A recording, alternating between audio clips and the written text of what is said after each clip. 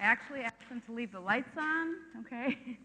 Because my presentation is going to be a little bit different. I am completely humbled by all the scientists that presented their information. My job is to take what you do and translate the science into consumer-friendly terminology. That is really what I do best, what I love doing. I just want to tell you a little bit about myself, not just my academic achievements, is that this is my third career. I work in news at ABC News, and when I was there, I thought about getting a master's in journalism, and somebody there told me to go to school for something I was passionate about and try to see if I couldn't work that back into media, and that's exactly what I've done. As a matter of fact, when I was doing my doctoral research, as part of my program, I had to do a residency program. So I did some of it in sports medicine, and I did the rest of it in a medical journalism training program that ABC News has for physicians. I was their only non-MD intern that they had. So basically, I'm talking about fat fallacy. I want to go back to my slide here. The fat fallacy or facts and public perception, and Dr. Khosla did a great job of taking you through some of the history. I'm going to touch on some of that again, and also talk about it with regards to patients, because what I find is, oh no, don't make it dark in here, I might trip. What I find is that as a clinician, I have to answer people's questions. I travel around the country doing media, and people ask me questions, whether it be newspaper reporters, TV reporters, people on the radio, and also individuals sitting next to me on airplanes. So I try to keep my finger on the pulse of information and questions. And I think that's important, that sometimes we get stuck in our labs. I think we get sometimes stuck in our own little world, and we don't realize what people around us are thinking. And we're all trying to answer some of the questions that people have. So recommendations, as you know, have changed over the last 40 years. And again, Dr. Khosla went through much of it, but diet and health recommendations have flip-flopped. This is why consumers are really, and individuals are really unsure of what it is they're supposed to be eating. We talked about replacing fats, right? But you can't just talk about replacing a single fat without looking at their entire food intake. We sometimes get caught up in nutrients and we don't start talking about real foods.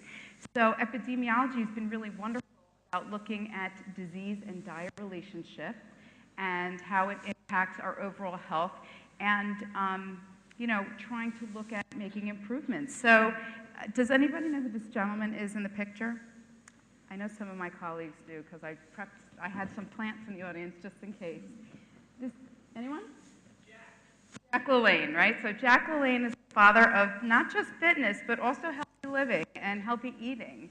In about the 50s, he really made everybody aware of being a little bit healthier, eating better, and exercising. So this is really when he was in his prime, and he had a show on television. And this is sort of our entree into sort of the more popularization of fitness and food. So I know that last night, Dr. Sundram, I gotta adjust myself here. Is this better? Okay. Okay, I know that last night we were talking about Ancel Keys, as you see here, was on the cover of Time magazine. He really is the father of looking at cholesterol and heart disease. And what I wanted to point out to you, which I think is interesting, when you look at him from a social perspective, he and his wife were the first to really out themselves and go public with the fact that they were adopting a healthy heart diet. And their version of heart healthy was not eating carved meat more than 3 times a week. So it's interesting to think about then versus now. Peter Ahrens also was at the Rockefeller Institute. I'm having a hard time with this here. Peter Ahrens was at the Rockefeller Institute, and he did some of the seminal research on dietary fats and serum cholesterol. He started the lower fat dietary recommendations that some people that are bad have complained about. He was involved with many of the dietary guidelines in the U.S. and the committees. And what I wanted to point out, I don't know if you can see this if it's a little too blurry here, is looking at lower fat dietary recommendations. So I gave you some typical American snacks, potato chips versus popcorn. And what you could see is the serving size of popcorn is 1 ounce, whereas the popcorn, the serving size is 4 cups. And if you just want to go to fat for a second, you see that there were 10 grams of fat in the potato chips versus 2 grams of fat in the popcorn. So this is where the beginning of the low-fat trend started. So in the 70s, what's happened? We noticed that we started telling people to avoid eating eggs. Dietary cholesterol consumption increased serum cholesterol. We saw this trend. We saw this. We started talking about it. We started relaying this to people. So there was a shift from malnutrition to excessive consumption when it came to recommendations. And there's an increase in heart disease, obesity, and adult onset diabetes. This is key because this is going to change a little bit later on. So we have this shift from malnutrition, again, to mass consumption. And so this is what people think about when they think about Americans, right? I'm real proud of it. The challenge is that there's a lot of confusion in the vocabulary. So we use words to describe nutrients. We use words to describe serum values and components of food. So cholesterol, for example, right? We know that there's serum cholesterol. There's a lot of different components of cholesterol now. We've taught people about that. Cholesterol is a component in foods. So when we discuss that word with people, they don't know what that means. So for example, somebody might say, oh, doesn't avocados have cholesterol? And I have to say, no, avocados have fat in them, and they have good fats in them, but they don't have cholesterol in it. You know, sometimes we take our science and we lose it in the translation to the consumer, and that is the challenge for clinicians. That's the challenge in the media. You know, how do you explain it to somebody? The same thing with fat, and the same thing with sugar. Sugar probably now is among the more common of these. I know our focus here is on fat, but people think of blood sugar as table sugar. They genuinely think that's what it is. Blood glucose is not the same as that little packet you put in your coffee or your tea. But that's not what people think it is. And I have to remind people that any calories in excess get stored as fat. And we really need to emphasize that and make sure that we're repeating that. And I'm sharing some of this with you all because I hope that you, as experts in your specific area of research, and even those of you that work in food industry, will have the opportunity to speak to the media and to think about how they perceive these things so you can explain it so that whether it be your products or your research, the information gets out there. So what happened in the 80s? Well, we had Jane Fonda doing workout videos, and I can say that I was a young girl at the time, and before there were videos, there were workouts on record. I had a record. We told people, again, avoid eggs. Now it was avoid butter. Right now, butter is bad. Everybody switched to margarine. Dietary intake at the time was 40% of total caloric intake in the US, and food marketing focused on cholesterol-free. I remember my brother, who's much younger than I am, went to the pediatrician, and the doctor said that my brother had high cholesterol. Well, the truth is my mother took him to McDonald's the night before, so I'm sure that had a lot to do with it. But so then she started looking at food packages and was trying to find things that said cholesterol-free. Well, you know, the irony is that when I became a dietitian and I started thinking about that and learning more about that, cholesterol-free, well, I guess that just really means there's no animal product in it, right? So looking at crackers, looking at pasta, looking at the products that were labeled cholesterol-free, you know, they were just more confusing to consumers. It's what consumers possibly wanted to look for because this is where the emphasis was in health. So what happens is we moved along into the 90s, and fat-free foods are everywhere. So there's something that we call the Snackwell syndrome. It was the advent of the fat-free cookie. You know, you could eat as much as you want. There was a lady, I remember, her name was Susan Powder. It was called, she used to get on TV and do these videos, Stop the Insanity. You could eat as much as you want as long as it's fat-free. So that's not the case. We know that that's not the case. Trans fats were finally really recognized in mainstream as being harmful, and it took a long time for labeling to change, but really significant is in 1994, the Desha Legislation in the US. So it's the Dietary Supplement Health Education Act. And what that did is that actually sort of was a protection. It was supposed to be a protection for consumers. It was really more of a protection for the supplement industry where it became very unregulated. So I'm pointing this out because I want you to understand, again, why there's so much confusion among individuals. So Exercise was also correlated with an impact on cholesterol. We started seeing that when we talked to people about how to improve their cholesterol profile. We talk about exercise improving HDLs, other than taking medications, other than supplements and maybe food. So we're trying to get people to move as well. We're looking at both ends of the energy equation. This is really important. Adult onset diabetes is now called type 2 diabetes. This transition happened when I was doing my master's. And it's interesting, we talked about type 1 diabetes being childhood onset diabetes and then adult onset diabetes. And what was emerging when I was finishing up at Columbia was that what we're seeing in children are diseases that are lifestyle behavior diseases that over a lifetime, we were now seeing that what was happening in older adults is now happening in children. So, what exactly was going on? So in the 2000s, I don't know what we're supposed to call that, I guess in the decade of 2000, obesity has officially been labeled epidemic. There's a big amount of attention on childhood obesity, and then in 2006, there was a labeling law that went into effect, which said that food companies had to indicate how much trans fats were in foods. So what did that mean for the companies that were making foods that had trans fats? They had to get them out of their foods because people weren't going to buy them because they knew that they were bad for them. So if they see it on the label, they're not going to buy that product. So food manufacturers scrambled to reformulate your products, which I think is wonderful. I think, what we have to answer is the consumer perception that industry is bad, right? They think food companies are out to kill them, and it's like, no, they're trying to make foods for you to take some of the convenience out of it because we don't necessarily make everything from scratch ourselves, but trying to switch along with the science because we have to evolve as the science changes. But despite all the epidemiology and all the facts that we have about the diet and disease risk and impact, we are still seeing obesity rates going up. We're not seeing decreases in cardiovascular disease. I think it's a shame because when I was writing my book, it's called Living Skinny and Fat Genes. I have fat genes in my family. I have heart disease in my family. I have two uncles that one died at the age of 49. He had his first major heart attack at the age of 42. I have another uncle on the other side of my family at the age of 50 that had a major heart attack.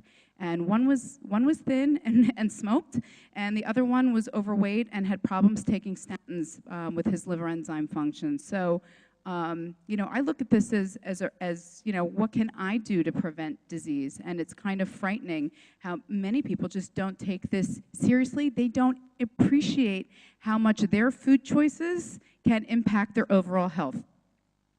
So since 2010, we've seen a shift to low fat versus better for you fats. We're seeing people, as we talked about here, you can have more monos, more polys, and have saturated fats. There's a lot more popularity with regards to the tropical oils right now. There's, trans fats are out of most processed foods. So the question is, what have we replaced them with? So I love this cartoon. This says, our new product has no fat, no cholesterol, no calories, no sugar, no salt, and no preservatives. The box is empty, but it has exactly what everyone wants. Right? So there's a general distrust among consumers for government, medical establishments, and food industry versus overall health. People don't know who has my best interest at heart, who's looking out for my best interest, my health. It's a matter of whose recommendations are we supposed to be taking because they often conflict. I explain to people that it's not that we were wrong 20 years ago. It's just that we've gotten better.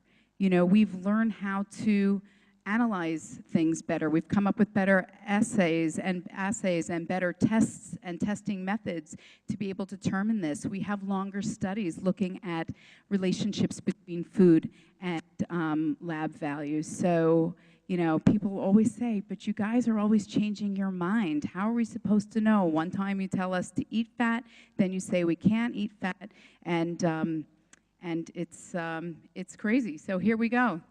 It says, thank you for not mentioning Dr. Oz. I know my colleague Bryce is in here.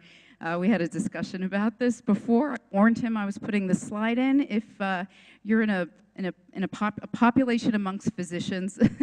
He's a very controversial figure as far as information that's out there. You know, it's great. There's a great opportunity to educate people. There are some things that he does very well. I find sometimes some of the simplification of it gives people the wrong impression, but you know, this is sort of a joke among dietitians too. As far as medicine in the media, here's the challenge that we have. There are not enough journalists that are trained in the sciences. I think this is where the problem is. They don't know how to read journal articles. All right, just think about yourself when you were in college. You know, if you were an undergraduate student, you might have had a really tough time getting through a journal article and really understanding it and breaking it down. The other big problem with the media is that we have non-vetted experts. So people get up, and because they are very confident in delivery and they're very sure about what they say, and maybe they're good looking or maybe they're not, it doesn't matter, but because of the way they deliver the message, somebody thinks that they are the expert, or they call themselves the expert. They may not be a real expert. What I've learned from working in news is that local news versus national news has very different standards. And most people don't realize that. So somebody will go, you know, your friends might do this. You know, oh, you're in the field of health, right? Whatever your specific science is. Can you tell me about this? I heard this here. I heard this there. When I get my hair cut, the ladies are always talking in the salon about, you know, the latest diet trend, what they read in a magazine, you know. So that's why it's really important to know what else is out there. Sometimes there are paid placements in television. A lot of people don't realize that. There are a lot of TV shows that you have to pay to be on. Even something like Ellen, I don't know about Dr. Oz, but I know that there are some TV shows that people, and maybe some morning shows, I know in some cities you have to pay to be on if you want to talk about your brand. And it may look like a regular news segment, but somebody paid for it and there's no disclaimer. That is a problem. There's no master censor or editor for misinformation at all. For the internet, people pull stuff off the internet. You can say that some people become empowered patients because of the internet, but oftentimes they don't know how to translate it. I know that I went to a nutritionist before I even considered going into the field. She said to me, you know, Felicia, you read too much. You don't understand the physiology of the body. You don't understand how it all works together. And, you know, that really helped me to make a decision at some point to get into this field. But, you know, I always say to people, you want a regular diet, get a magazine. You want something that's personalized to you, then you can take, you know, then you and I can share some time together and we can talk about this. But I see this as a room for opportunity. I think sometimes scientists are fearful about speaking to the media. As a matter of fact, next week at the American College of Sports Medicine, I'm going to be co-leading a workshop on speaking to the media. I think it's very, very intriguing and important to be in this space. So what do healthcare professionals need to do? We need to stay abreast of the research, read journals. I'm always checking them out. Look at professional association guidelines. I know we were even talking about American Heart Association. They take an awfully long time to change their recommendations. It's like moving an iceberg, you know. It does take time, but it does happen. And when it does happen, it's supposed to be backed by science. So sometimes, you know, same thing with the dietary guidelines for Americans. You know, I know that people criticize them very much. So what I did was when I got out of graduate school, I drove myself down to Washington and I sat through the hearings because I wanted to see it for myself. It's very easy to sit back and say, oh, industry funds all that research. But that's not necessarily the case, and to actually go hear the scientists speaking, asking each other's questions, I think that is what we need to do, is really get in and open up that process so people can see it, so they can hear it, so they can know where the recommendations come from. I think it's important to know what's percolating in the media. I know that oftentimes, you know, there were some people putting up Google searches when they were doing literature reviews or seeing what's trending. I think it is very important for all of us to pay attention to what is out there, because that is what people will ask us about. Maybe that gives you an idea of where your research should be going or how you can better apply your research. But you know, it definitely helps to know what is trending. I find when I speak, sometimes people ask me about something that, or when I do radio, that's another area, because it's usually live. I have to know a lot about a number of different subjects. So I do every day. I get up, I spend almost 2 hours skimming the media to see what's trending in health, medicine, and science every single day. I go across many websites and many news organizations to see what they put up there as being interesting. So the fat truth, the truth about fat. Well, people think that this, especially in America, if they can take a pill to manage their fat, it is so much easier to take something than for them to change, right? They don't want to change their eating habits, and so we've had a range of different medications that are available for people to take, but at the end of the day, it's really about changing the foods because we don't eat pills like this, although some people like to. The science has yo-yoed back and forth, as we know, with mono and polyunsaturated fatty acids, cholesterol, saturated fat, fish oil, EPA, tropical oils. If you can't see the bottom of the cartoon, it says maybe you should wear a helmet in case, you know, my math is off, right? The yo-yo, Mr. Yo-Yo up there with the doctor sitting next to him. So, you know, patients get frustrated by this. They do. General consumers get frustrated by information, but we just can't give up. We have to keep giving out the information that's current at the time. I always say it's based on the science of the time. So we have to consider things other than cardiovascular disease.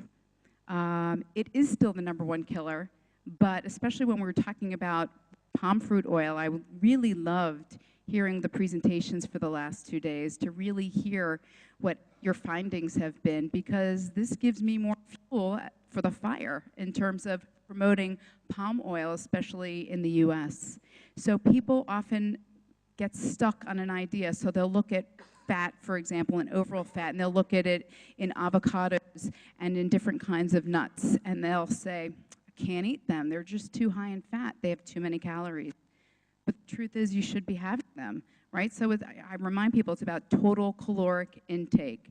Looking at fish oils, we know that fish oil is good, but now people go, fish is polluted, you know? Waters are polluted.